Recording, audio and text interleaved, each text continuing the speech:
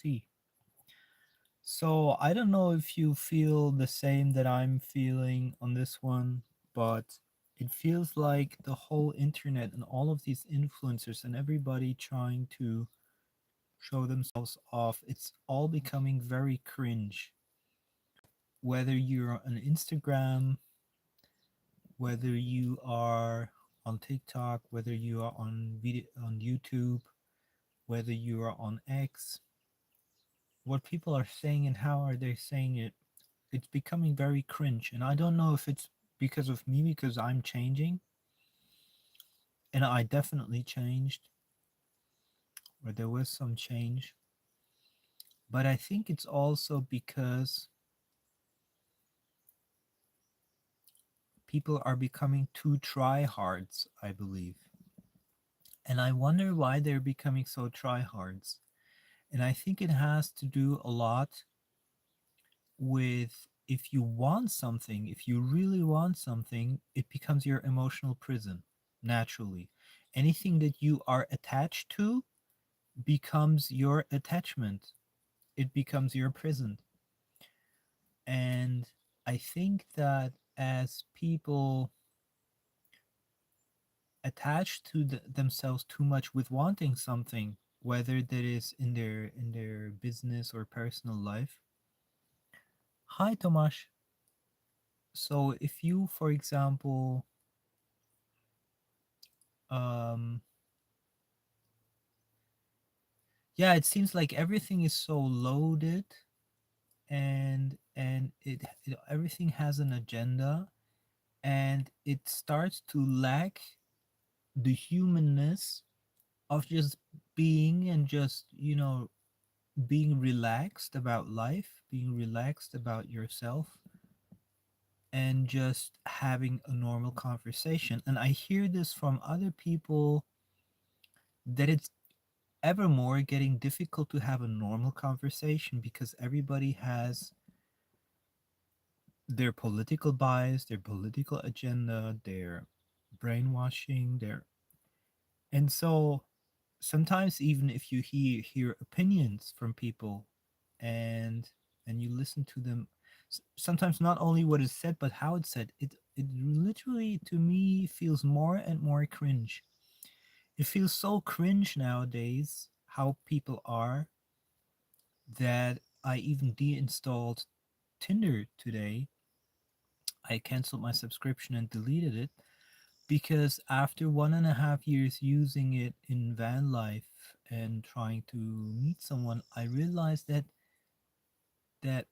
if I match someone, the conversation, the way it goes, is also cringe. There's a lot of humanness that is lacking. There's a lot of it becomes like a catalog of vaccinated crazies. It becomes literally a catalog of vaccinated crazies, whose opinion sometimes you can't even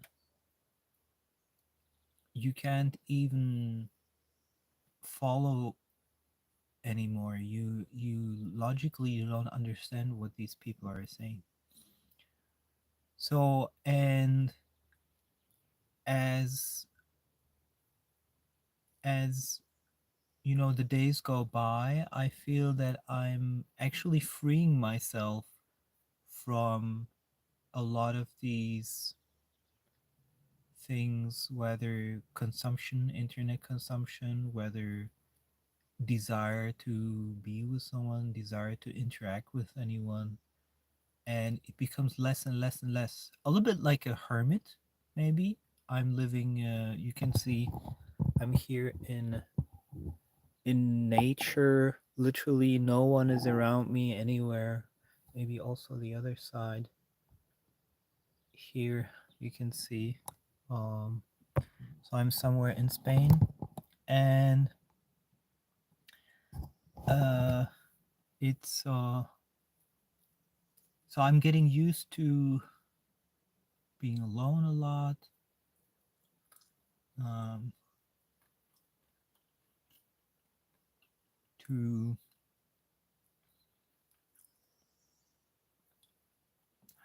remove what is not needed, to remove more and more what is not needed, and that creates a new mindset, a new reset.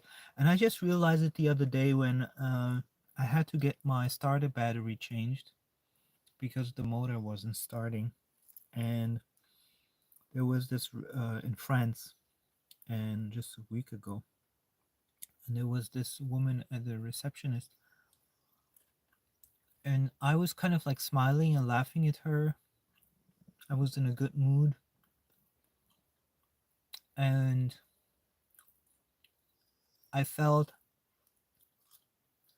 to her, it was like kind of my mood was addictive to her. So she started also being very, you know, she lit up, she was in a better mood then as well, etc.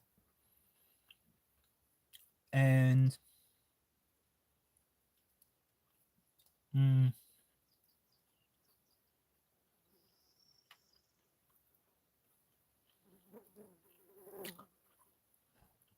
we have here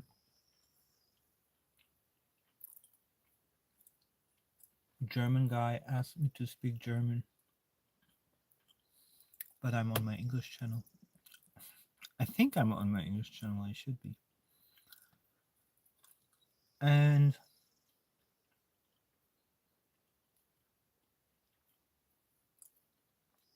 that is something that's super weird to me, that there's so many people in the world who don't understand English. That seems so weird to me. Imagine, for example, I'm Czech, originally Czech. I was born in Prague. Imagine that I could only speak Czech. I was like, what the fuck? Um, I think it's absolutely obligatory to know at least English, maybe even another language. But English is like, I don't even know how you can navigate the internet without knowing English. That's crazy. So, yeah, and this is what I wanted to say. So, by removing myself from desires, I've managed to get rid of the desire to want a woman or need a woman. If it happens, it happens. If it doesn't happen, I recognize I don't need it. Um, then removing myself from these kind of things freed me also in a lot of ways. And by being alone a lot, when I then come into contact with people, I recognize I have a different effect on them or on a situation, because being freed from all of these things gives you a different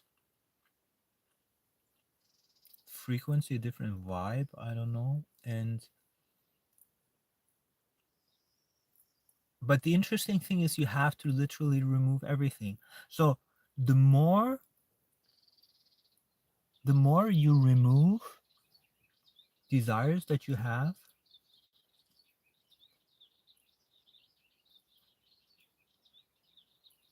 the more you have an effect on the people around you, because it is so rare to not have desires.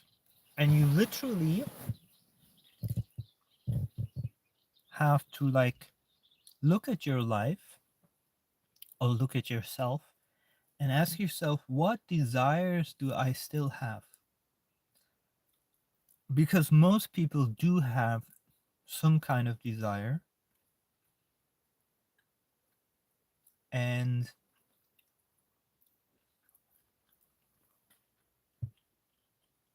thank you, Tomasz. Well, but I did have a very strong desire, and that strong desire was to be with a woman, to have a partner. And when I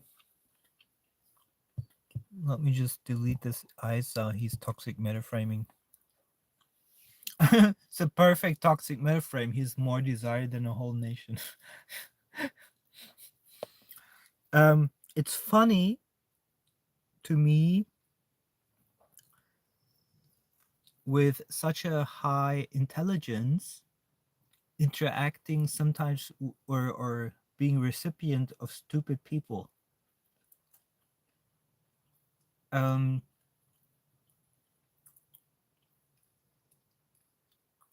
it's also sometimes good to have this interaction, like this toxic metaframer that was just here. Sometimes it's good to have these interactions because I realize how stupid people in this world really are. Because if you see it only from my perspective, then there's always, I don't know how, if there's a technical word for it, but there's always the assumption that everybody is like you. I call it like a mirror projection or something. You always think that the world is like you are, but it never is. This is super interesting. I think this is one of the most interesting phenomenons that we as humans have. So if you're aggressive, you assume everybody else is aggressive. If you're intelligent, you assume everybody else is intelligent. If you're very heart based person, you assume everybody else is, but it's not true. And it's a very, very interesting fallacy. And sometimes interacting with the world has the advantage of keeping that realism in check. And I practice something which I don't know if I've talked about this on this channel. I call it LiboPro, Lifestyle Boundary Protection. LiboPro. LiboPro is basically that you do not allow others. Could you imagine if you were a woodworker in Bethlehem and your competition is Jesus Christ, the Son of fucking God, making cabinets at a discount?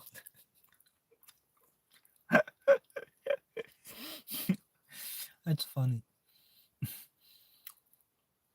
So,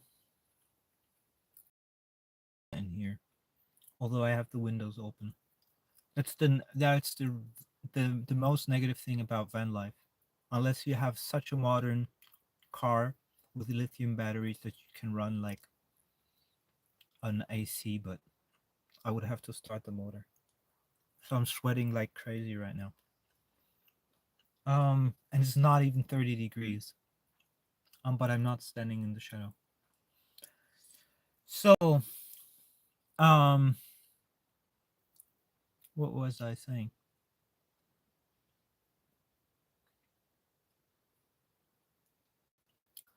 So you do this projection and you assume that people are this way.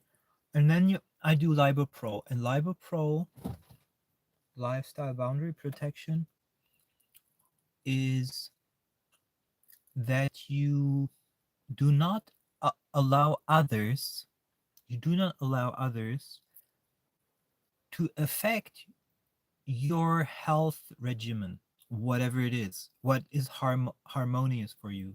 Meaning, no woman enters your life that breaks up your healthy lifestyle. No people enter your life that break up your healthy lifestyle.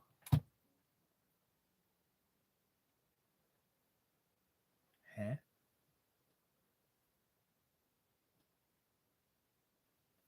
That was weird. Something fell somewhere. I don't know where. Um, you basically don't allow anyone to affect your lifestyle. And you only allow them in your life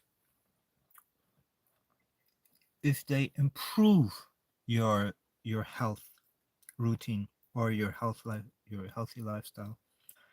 And I have a very, very, very healthy lifestyle. It could be much better, but in comparison to normal people, and so Oh my god, it's getting so hot. It's insane. Um, I'm gonna have to go outside. So realizing that 90% of people are toxic to me because they don't live a harmonious lifestyle. They might be vaccinated, they might drink alcohol, they might smoke, they might have bad routines time wise. Um, they might be psychologically unhealthy. Uh, they might have traumatic experiences start in their aura and all of these things. So I keep away from them. And if I keep away from them for a long time, I start to have a different view on everyone and everything. Because naturally, if you are alone a lot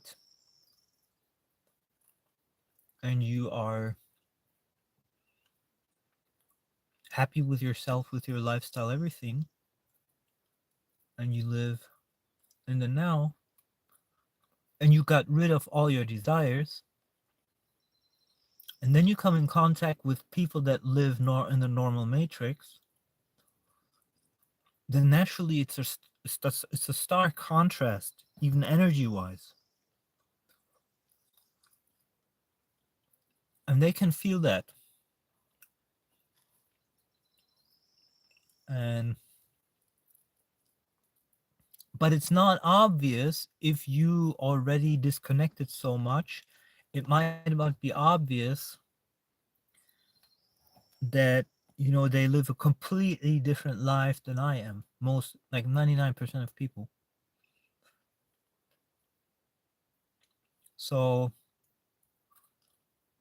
I'm completely alone doing van life 2 years, disconnecting more and more from people, being more and more in nature, feeling this cringe factor from just watching people on the internet sometimes, and realizing they live kind of like in this psychotic neurotic bubble. Could you say something about how to behave when someone does a toxic metaframe on a person close to you and that person doesn't know it? What to do at that moment? I remember you asked me this once already, Tomasz. Um, see, this is what I've been talking about. I have a very, very different lifestyle, so I can just only imagine that situation. I don't come into that situation. But if I were to come into that situation now, so let's imagine I have a friend and he's being toxic metaframed by someone else. Then I would explain to them toxic metaframing, what it is, what to do with it, that it's best to physically disconnect, not engage at all with a toxic metaframer. I would explain it to them in detail. I would definitely do that. And if they choose to ignore it, then I would probably, without much effort, naturally start to disengage also from this friend in those situations. Because why is toxic metaframing important? I have to go back to the original premise of what is important with toxic metaframing. Toxic metaframing is important because of one thing, and that is that if you speak badly to a plant, let's say to a plant, then, or to an animal, then you are hurting, in effect, that animals or plants, you're hurting that energy field. And the same thing happens with toxic metaframing. It's the same like if you hit someone, except here it's energetic with words. And the reason it's important is because if you feel that the situation is toxic for you in the sense that it's hurting your energy field, then it's a problem. If it's not hurting your energy field, then it's not a problem. So, if your friend, their energy field gets hurt, but yours doesn't, you wouldn't need to explain, you wouldn't need to bother with it, except if you want them to understand it. Would he explain it to himself even in the presence of a metaframer? Yeah, sure, absolutely. But I'm a radical now. I'm very radical now. I even even people who don't know what it is, I just say it. I remember there was this older guy, probably 70 years old, at a camping place, and we came to this at the same time to remove our water. I was actually a little bit sooner there. And I went over to him and I was like, "Can I go before you?" Which naturally I had the right because I was sooner there, earlier there. And he said, "Yeah, whatever." And so I went in there with my car, with the RV, and I started to do my stuff. And then I was finished with the one of the cassettes, and I went over to him and I said, "If you want, you can do the cassette already." And he said, "No, no, I have to go right in there with the car as well." And I said, "Yeah." And then he said something like, you could have been already finished." He said, "You could have been already finished." And I look at him and I say, "That's a toxic metaframe. You're toxic." I just say it right in his face. Mm.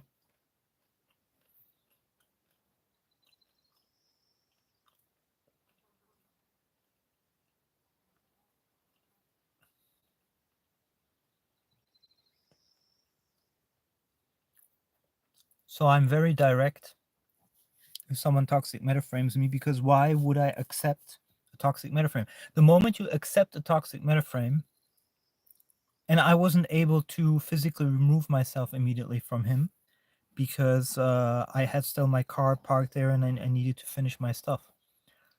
But with very strong determination, I decided to, at that moment in time, to leave this place as soon as possible and leave the toxic metaframer. You see, also something else. The toxic metaframer is a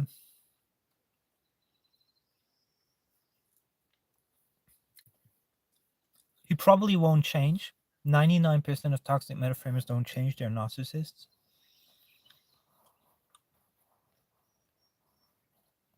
And it confrontation makes usually no sense whatsoever. And the best educational tool for narcissists is removal of attention. They want attention. And so I think the physical removal from that situation is the best. I've yet to meet a toxic frame. Yeah, exactly. No, no. There is a reason why a toxic metaframer is a toxic metaframer, because they're unconscious of their behavior. Because as soon as they're conscious of their behavior, they would stop toxic metaframing. So you cannot explain it to them because they're not in that consciousness to understand it. So it's very funny how these things work, and it's actually, once you see through it, it's super simple. So if I were together with another person and they're being toxic metaframed, I would either explain it to them or I would just leave. I would not stand there. If it has an effect on my harmonious, I actually remember in Portugal, I was at a healer's house. There were like 6, 7 healers. 3 of them, 4 of them were women. The other was guys. Maybe we were 8, something like this. And we were cleaning the house. and they wanted to have a meeting. They wanted to call a meeting, kind of like, I don't know, it was bullshit. And then the women started to criticize two of the men that they're not doing any work.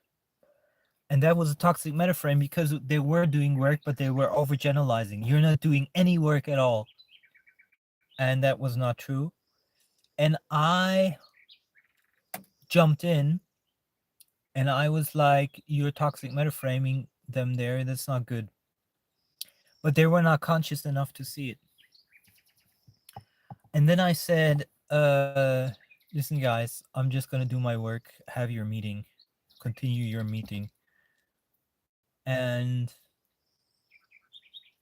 but it didn't personally affect me so much because it was a toxic metaframe over them, not over me.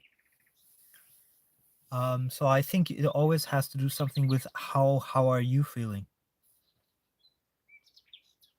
Yeah, I said 99%. 99%. So the um and the funny thing is that a lot of people, because they don't recognize toxic metaframing, they don't know what it is, and they don't know how to handle it, they enter into a fight with the person. And that's the worst thing you could do.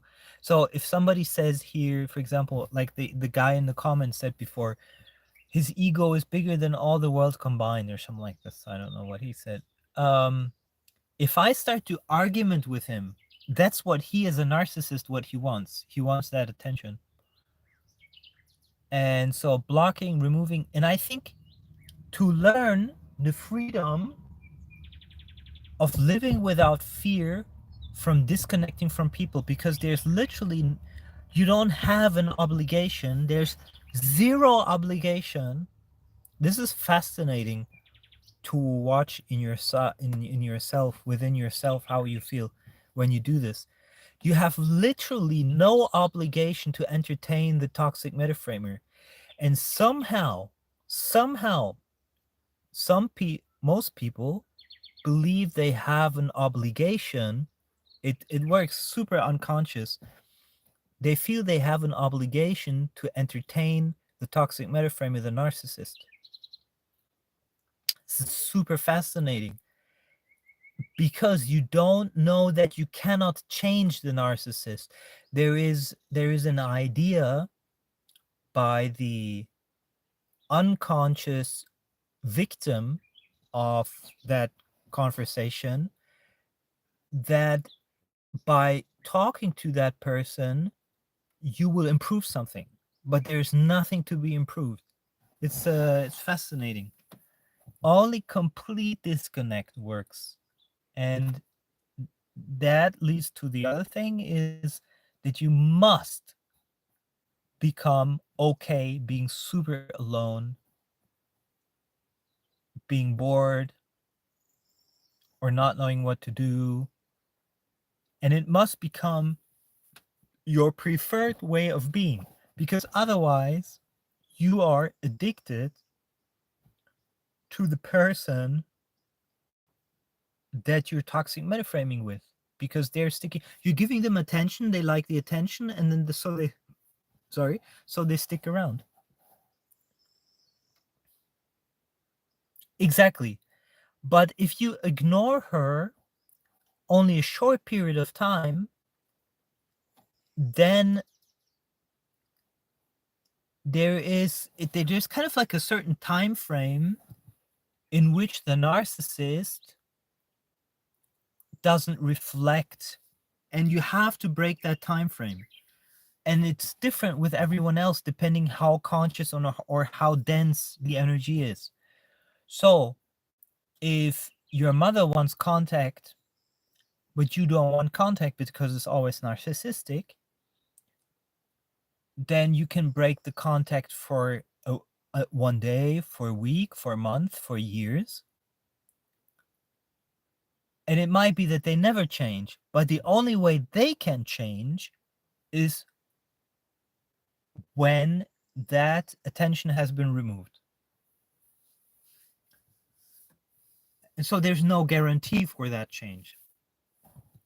Um, because they would have to have a shift in their consciousness.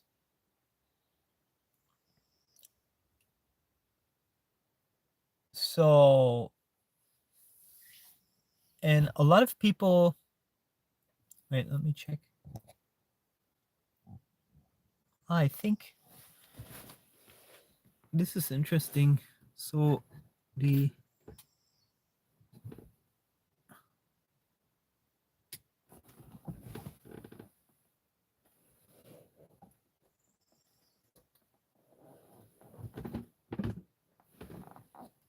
that's strange. So the connection has been crashing although the inverter wasn't hot. Strange. So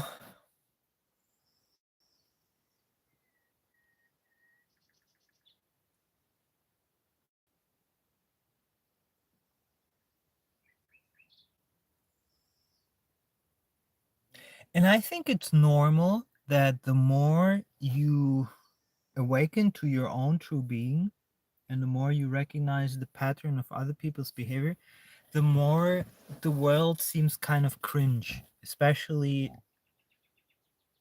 the social media.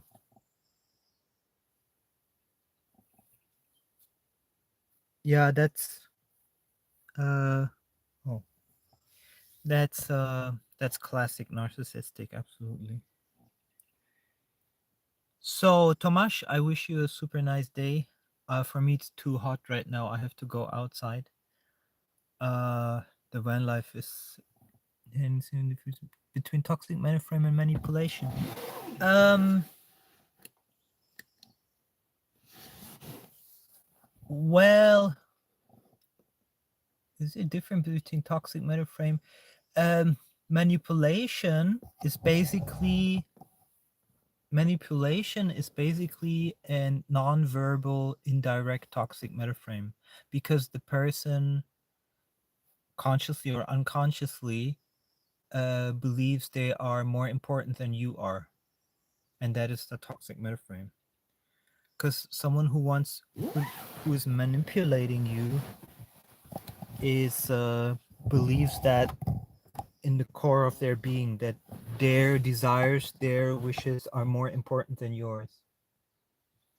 Oh my god, it's getting so hot. So I have to go.